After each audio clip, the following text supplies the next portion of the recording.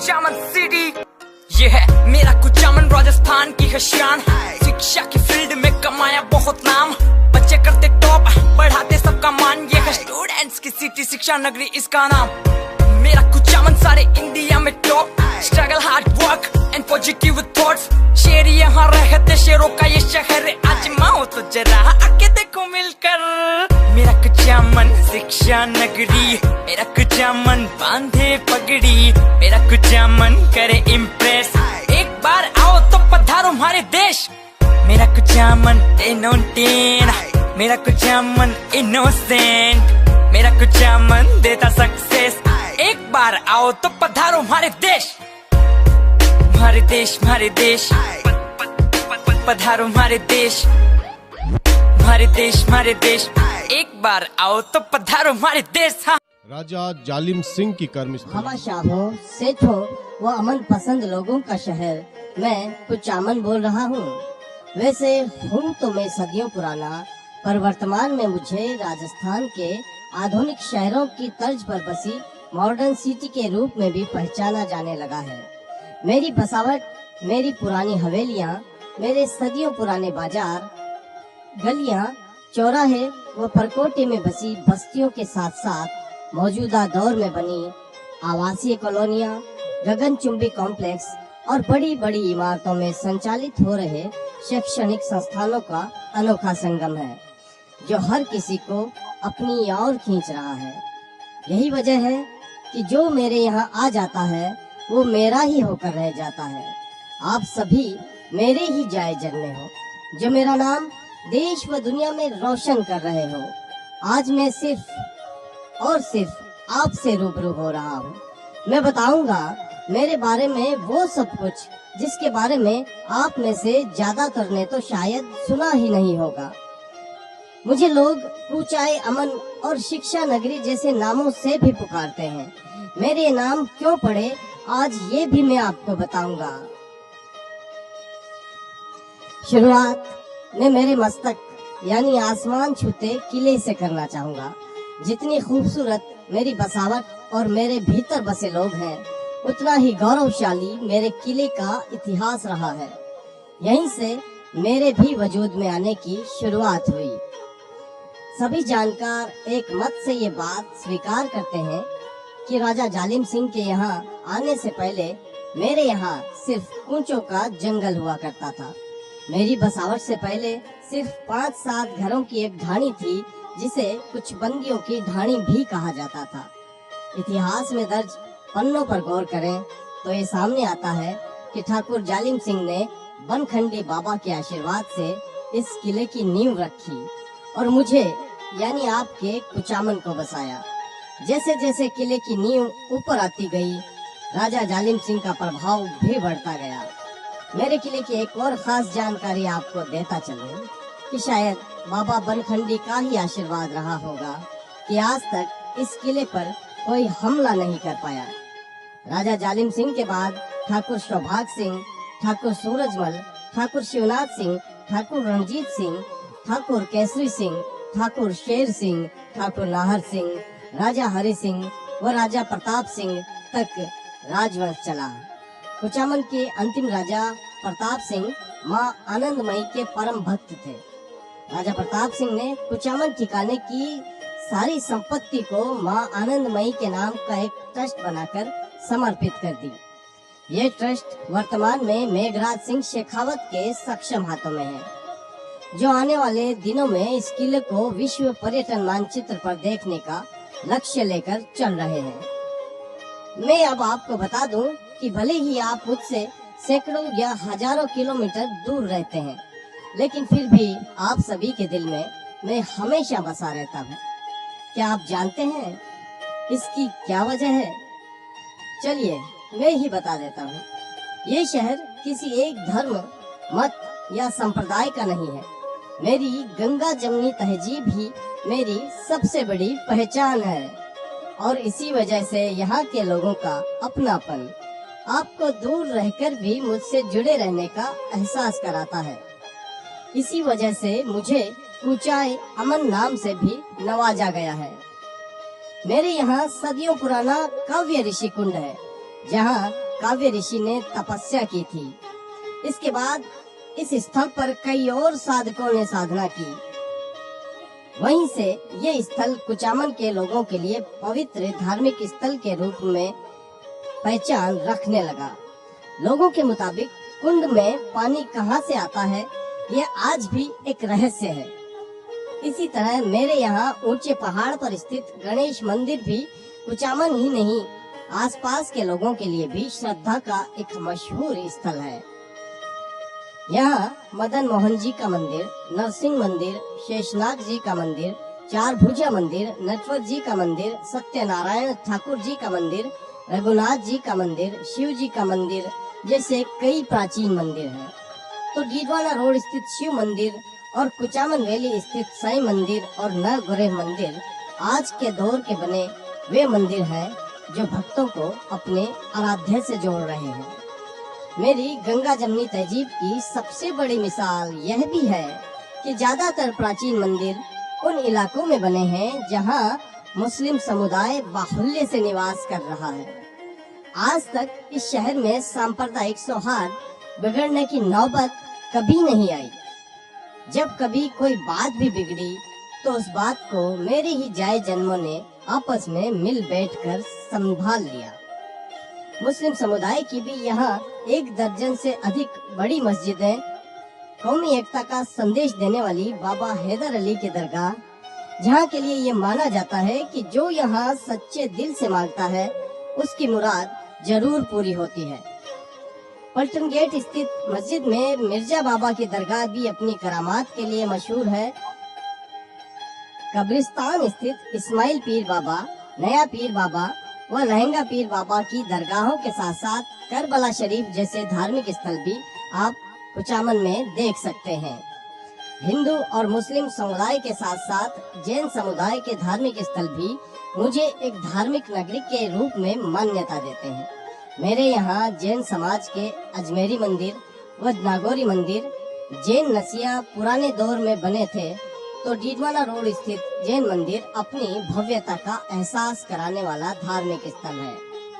मेरे यहाँ बसने वाले बाकी सभी धर्मों के धार्मिक स्थलों को भी उतना ही सम्मान देते हैं जितना अपने धार्मिक स्थलों को वे देते आए हैं। मेरे यहाँ हर दिन कुछ न कुछ आयोजन होता रहता है, चाहे वो धार्मिक आयोजन हो या समाज सेवा से जुड़ा कोई आयोजन। हर धर्म से जुड़े तीज त्योहार और मेले भी मेरी धरा पर बड़ी शिद्दत के साथ आयोजित किए जाते हैं। चाहे वो तीज या गणगौर या फिर हरियाली अमावस का मेला हो या 12 वफात, फूल प्याले और मुहर्रम का जुलूस, यहाँ के ये आयोजन आसपास ही नहीं बल्कि दूर दराज तक मशहूर हैं। मेरे ही एक सपूत सत्यनारायण बूढ़सू वाले ने मोक्ष धाम की वीरानी को आबाद और हरियाला बना दिया, जिसे अब एक पर्यटन स्थल भी कह सकते हैं। अब थोड़ा आगे बढ़ते हैं।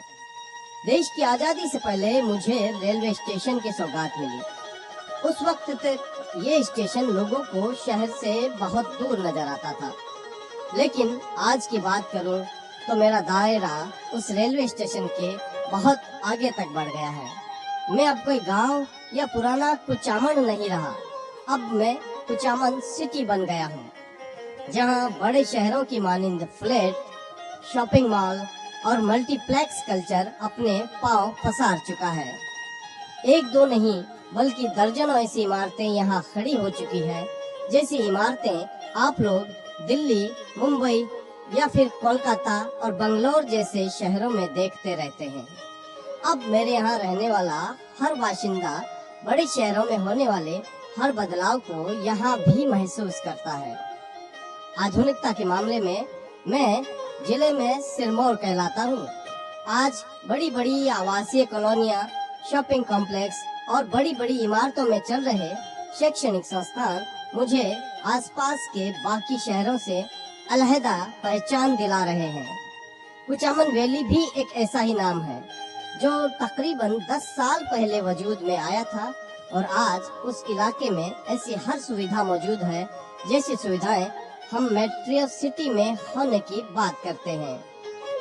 मुझे आसपास के दूसरे शहरों से अलग पहचान दिलाने का सबसे बड़ा श्रेय मैं कुचामन विकास समिति को देना चाहूँगा।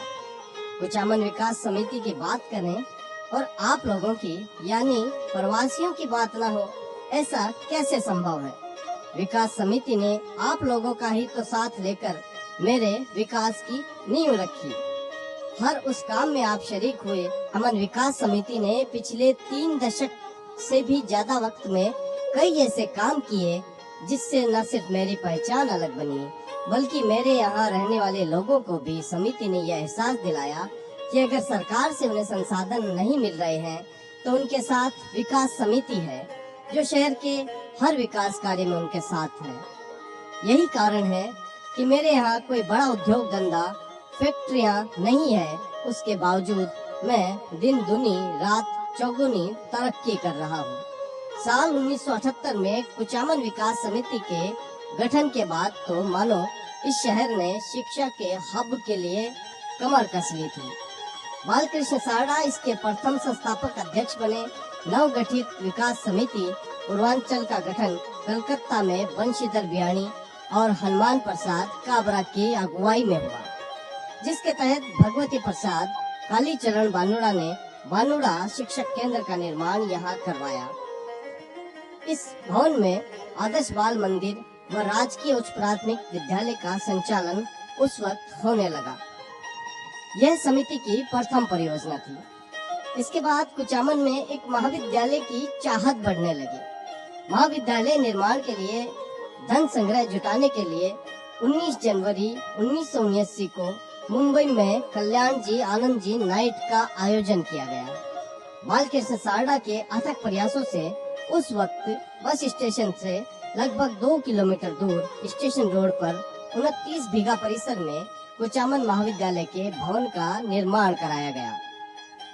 साल 1986 में तत्कालीन प्रधानमंत्री राजीव गांधी की जवाहर नवोदय विद्यालय योजना शिक्षा के क्षेत्र में शुरू की गई। सारडा के अचूक प्रयास यहाँ कामयाब रहे और देश का तीसरा व राजस्थान का पहला नवोदय विद्यालय बनने का गौरव आपके इसी कुचामन को मिला, जिसकी घोषणा तत्कालीन शिक्षा मंत्री कृष्णा शाही ने संसद में की थी। सारडा ने नवोदय विद्यालय के निर्माण के लिए हीरालाल कनोई से 75 बीघा भूमि दान करवाई। इस विद्यालय पर केंद्र सरकार ने उस वक्त 2 करोड़ रुपए खर्च किए थे। ये हम सब के लिए गौरव की बात है कि आज इस जवाहर नवोदय विद्यालय ने तकरीबन 200 से ज्यादा IAS IPS दिए हैं, तो 150 से ज्यादा चिकित्सक भी दिए हैं जो देश विदेश में अपनी सेवाएं दे रहे हैं। इसके बाद जिला प्रशिक्षण केंद्र डाइट के निर्माण की स्वीकृति राज्य सरकार ने नागौर के नाम से जारी कर दी थी, लेकिन बालकृष्ण सारडा के साथ साथ तत्कालीन नवा विधायक हरीश चंद्र कुमावत, प्रकाश चंद्र आर्य व गोकुल चंद्र की कोशिशों से डाइट को नागौर से कुचामन के लिए स्वीकृत कर दिया गया। इसके बाद डाइट के लिए 10 बीघा जमीन कुचामन विकास समिति ने प्रदान की। बालकृष्ण सारडा चाहते थे कि कुचामन में प्राथमिक शिक्षा से उच्च शिक्षा तक की श्रृंखला बने और इसी के तहत अनेक प्रवासी बंधुओं के सहयोग से विकास विद्या मंदिर का निर्माण हुआ। देश के प्रतिष्ठित औद्योगिक घराने बिरला परिवार की मुखिया सरला बिरला के जन्म कुचामन में होने की जानकारी जब बालकृष्ण सारडा को मिली तो इसके बाद उन्होंने बिरला परिवार से संपर्क किया। यहाँ से सारडा की एक और कोशिश कामयाब हुई और मुझे महानगरीय दर्जे की प्रतिष्ठा प्रदान करने वाले भवन सरला बिरला कल्याण मंडप की सौगात मिली। दुर्भाग्य से इसी समय एक सड़क दुर्घटना में विकास के पुरोधा बालकृष्ण सारडा हम सबको छोड़कर चले गए, लेकिन अपनी विरासत वे मजबूत हाथों में सौंप कर गए। विकास समिति परिवार ने उनके उत्तराधिकारी ओम प्रकाश काबरा को अध्यक्ष पद पर सुशोभित किया। ओम प्रकाश काबरा ने अपना निजी व्यवसाय छोड़कर बालकृष्ण सारडा की तरह ही दिन रात कुचामन के विकास को ही अपना लक्ष्य बना लिया। बालकृष्ण सारडा के बेटे गोकुल सारडा के संपर्क बिरला परिवार से यथावत बने रहे। इसी का नतीजा था कि मुझे एक और भवन बसंत बिरला बारात भवन व रोजगार परक BK बिरला ITI भवन की सौगात मिली।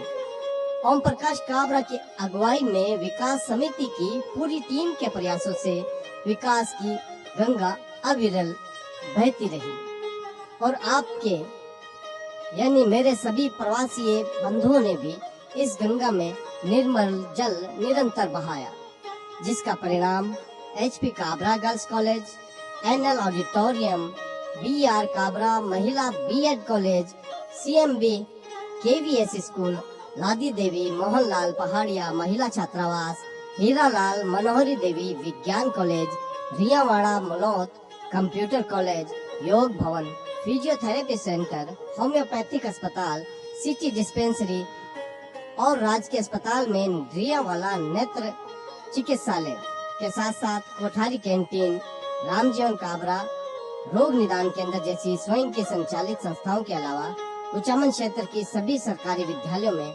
अनेकानेक विकास कार्य के साथ साथ नगर के आधुनिक park, bus station, railway station और शहर में CCTV कैमरे व अनगिनत छात्र छात्राओं को छात्रवृत्तियां अध्यक्ष ओम प्रकाश काबरा और उनकी टीम के कर्मशीलता की जीवंत पहचान है। कुचामन विकास समिति की ओर से साल 2018 के सत्र से भामाशाहों और आप लोगों के सहयोग से बेटी बचाओ बेटी पढ़ाओ के तहत परियोजना संचालित की जा रही है। योजना के तहत प्रवेशित सभी छात्राओं को हर तरह की शिक्षण सुविधा, पाठ्य सामग्री, गणवेश, बस स्टेशन से महाविद्यालय परिवहन तक की निःशुल्क सुविधाएं मुहैया कराई जा रही है। इसी के साथ समिति के प्रयासों से प्राचीन जाव की बावड़ी का पुनरुद्धार कराया गया, जिसके चर्चे न सिर्फ सूबे की तत्कालीन मुख्यमंत्री वसुंधरा राजे तक पहुँचे, बल्कि देश के प्रधानमंत्री नरेंद्र मोदी ने भी अपनी मन की बात में जाव की बावड़ी का जिक्र किया। कुचामन विकास समिति के केंद्रीय कार्यालय विकास भवन, इसी भवन में बने 2 गेस्ट हाउस व सुसज्जित बॉम्बे हॉल भी आप लोगों के सहयोग से बने हैं। केंद्रीय कार्यालय में ही शहर के विकास की योजनाएं बनती है और धरातल पर आती है। मेरे यहाँ एक और संस्था है जो आसपास कहीं और नहीं है। इसका नाम है भारतीय संगीत सदन।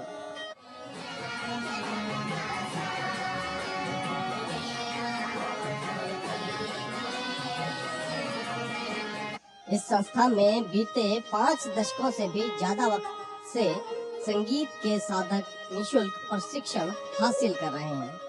संगीतज्ञ विनोद आचार्य को संगीत सदन की आत्मा कहा जा सकता है।